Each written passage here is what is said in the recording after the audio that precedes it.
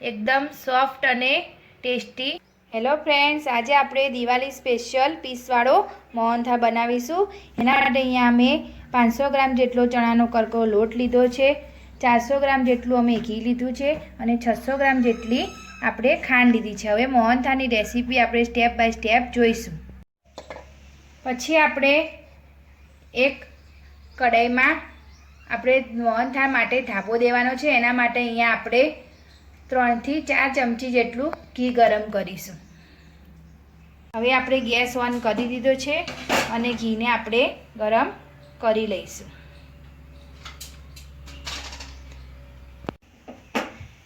તો આપણું ઘી ગરમ થઈ ગયું છે, ગેસ ઓફ કરી દીધો છે।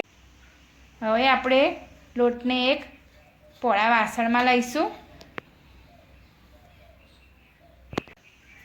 आ रीते वच्चे खाडो करीशुं। एमां आपणे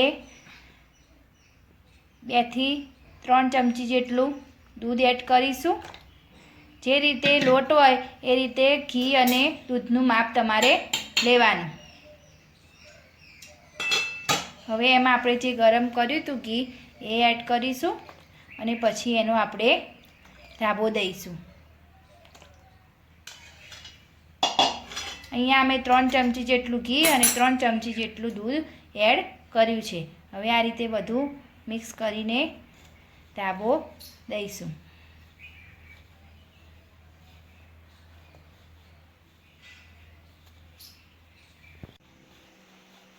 तो आ रीते आपणुं लोट ने घी अने दूध बधुं आ रीते बरोबर मिक्स करी लईशुं। तो आपणे लोटनो आ रीते कणियो कणियो जेवो ढाबो आपणे दई दीधो छे। तो आने आपणे आ एकदम परफेक्ट ढाबानी रीत छे। आ रीते कणियो कणियो पड़े पछी हवे आपणे एक चाणानी मददथी आपणे बीजा वासणमां आने आपणे चारी लईशुं। आ रीते कणियो कणियो एक्जेक्ट पड़वी जोईए। आ रीते एक नीचे वासण राखवानुं अने आ रीते चायणामां આપણે જે ધાબો દીધો તો એ હવે અંદર એડ કરી દઈશું। આ રીતે કરવાથી મોહનથાળ એકદમ દાણાદાર થાય। હવે બધી કણીઓ આપણે ચારી લઈશું।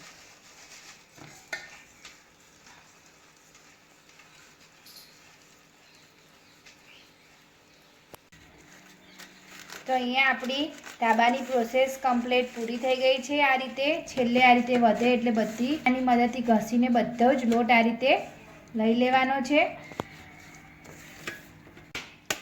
તો અહીંયા આપણે બધો જ લોટ જે આપણે ધાબો દીધો તે એકદમ સરસ કણીઓ કણીઓ વાળો આપણે ચાળી લીધો છે।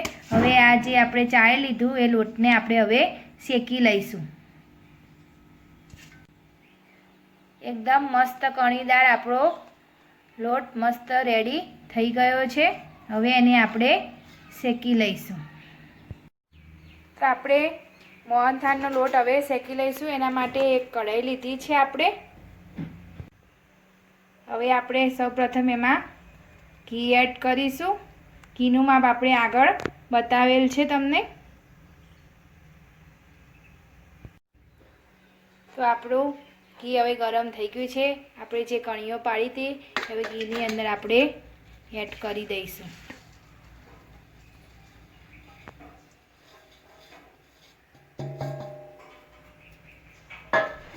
पछी आपणे घी अने लोट बरोबर आ रीते मिक्स करी लेवानुं छे।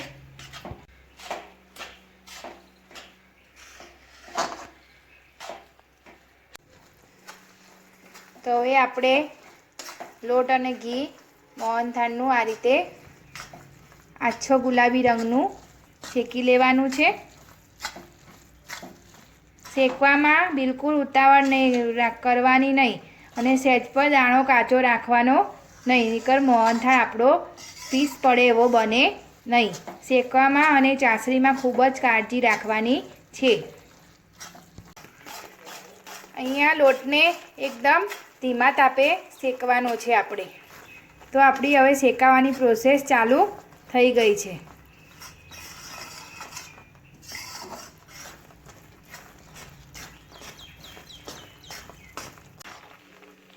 તો આપણો લોટ હવે શેકાવા આવ્યો છે। તો અહીંયા શેકાવાની સ્મેલ આવી ગઈ છે અને આ રીતે લોટ આપણો તાવીથામાંથી આ રીતે પડવા લાગશે એટલે સમજી લેવાનું કે આપણું જે લોટ હતો એ બરોબર શેકાઈ ગયો છે। તો આપણો પરફેક્ટ લોટ હવે શેકાઈને રેડી થઈ ગયો છે। આ રીતનો એક્ઝેક્ટ લોટ શેકાવો જોઈએ। હવે આપણે ગેસ ઓફ કરી દઈશું અને 5 મિનિટ સુધી એને હલાવતા રહીશું।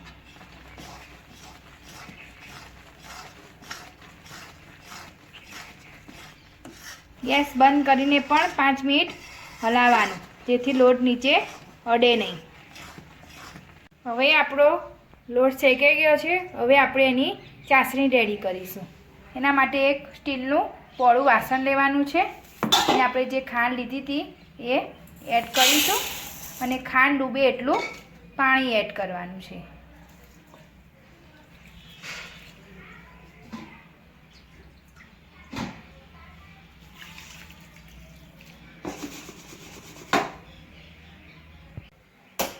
ગેસ ઓન કરી દઈશું અને જે આપણે ખાંડ અને પાણી ચાસણી માટે રેડી કર્યું હતું એ વાસણ મૂકી। અહીંયા ચાસણી કરવા માટે સાધન પોળું યુઝ કરવાનું છે અને સ્ટીલનું યુઝ કરવાનું છે। હવે ખાંડને આપણે આ રીતે બધી ઓગાળી લેવાની છે।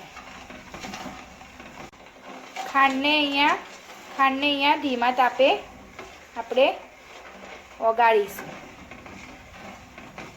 હવે આપણે ચાસણીમાં કલર એડ કરવાનો છે। એમાં આ રીતે એક નાની વાટકીમાં આપણે અડધી ચમચી જેટલો કલર લઈશું।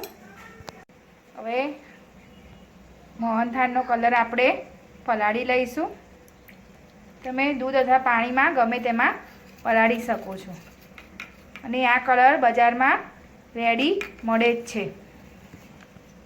આપણી ચાસણી હવે થવા આવી છે।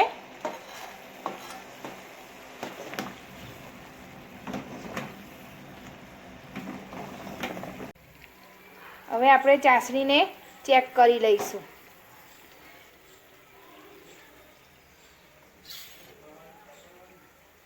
ઠંડી થાય સહેજ પછી આ રીતે અહીંયા આપણે 2 તારની ચાસણી કરવાની છે।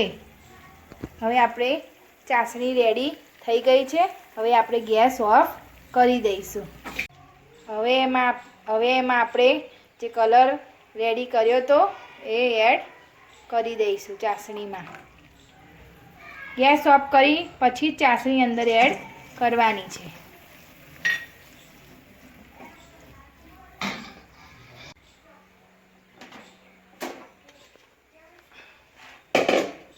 હવે ચાસણીની અંદર આપણે જે લોટ શેક્યો હતો એ એડ કરી દઈશું।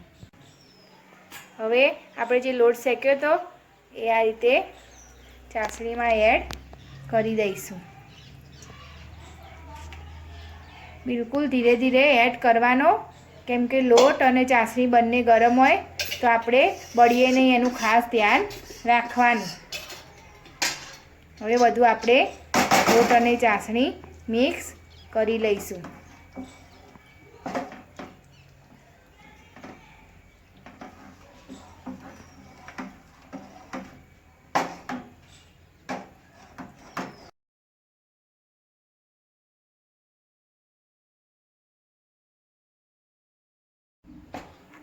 તો હવે આ મિશ્રણને આપણે એકદમ ઠંડુ પડવા દઈશું અને પછી આપણે એક થાળી લઈશું અને પછી પીસીસ પાડવાના છે। તો આપણું મોહનથાળનું મોઇશ્ચર હવે મસ્ત પીસ પડે એવું થઈ ગયું છે। તો હવે એને આપણે એક થાળીમાં ઠારી દઈશું।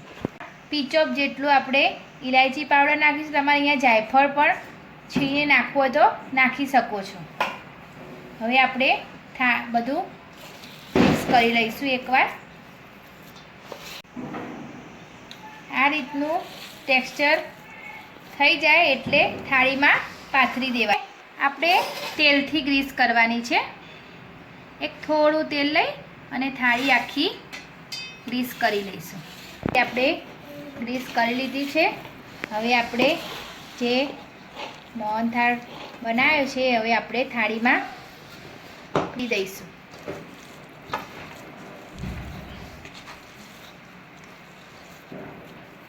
થાળીમાં એડ કર્યા પછી એને આપણે સરસ પછી આ રીતે ગ્રીસ કરી લઈશું.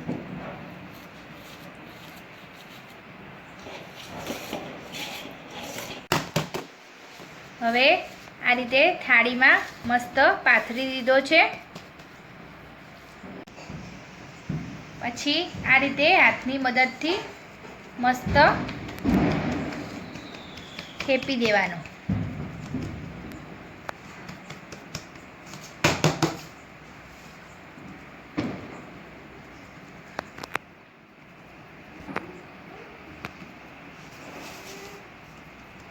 હવે એના પર આપણે અહીંયા અમે 3 થી 4 બદામ આ રીતે છીણી લીધી હતી. હવે આપણે ઉપર સ્પ્રિંકલ કરીશું.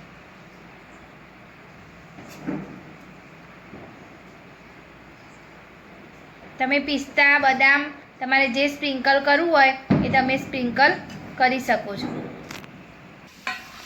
તો હવે આપણે મોહનથાળના પીસ પાડી લઈશું.